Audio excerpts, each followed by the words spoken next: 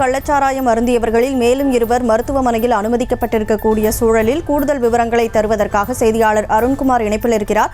வணக்கம் அருண். தற்போது மேலும் 2 மருத்துவமனையில் அனுமதிக்கப்பட்டிருக்காங்க. அவர்களுடைய நிலை எப்படி இருக்கிறது? வணக்கம். செங்கல்பட்டு மாவட்டம் மேல்மருவத்தூர் அடுத்த மழுங்கரணை பகுதியை சார்ந்தவர் தேவன். இவர் இதே கிராமத்தில் மரக்கட்டையில் இருந்து கறி தயாரிக்கும் தொழில் செய்து வருகிறார். இதற்காக பணிபுரிய வரும் கூலி தொழிலாளர்களுக்கு பணி முடிந்த பிறகு சாராயம் வாங்கியுள்ளார்.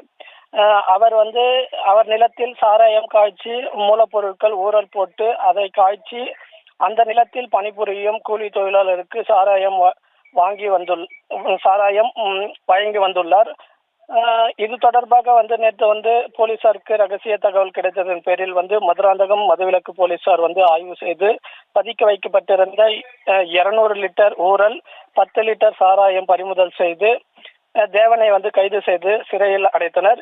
இந்த நிலையில் சாராயம் அருந்திய குறும்பிறை பகுதியை சேர்ந்த ஐயனார், பெருமாள், மணி ஆகியோரை நேற்று சுகாதாரத்துறையினர் மீட்டு செங்கல்பட்டு அரசு மருத்துவமனைக்கு அனுப்பி வைத்து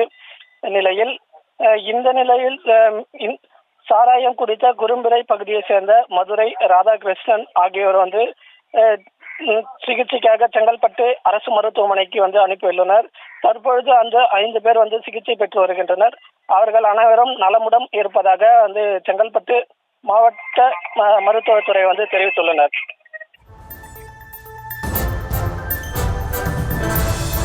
விவரங்களுக்கு நன்றி அருண்குமார். செய்திகளை உடனுக்குடனும் துல்லியமாகவும் தெரிந்து கொள்ள சப்ஸ்கிரைப் பண்ணுங்க.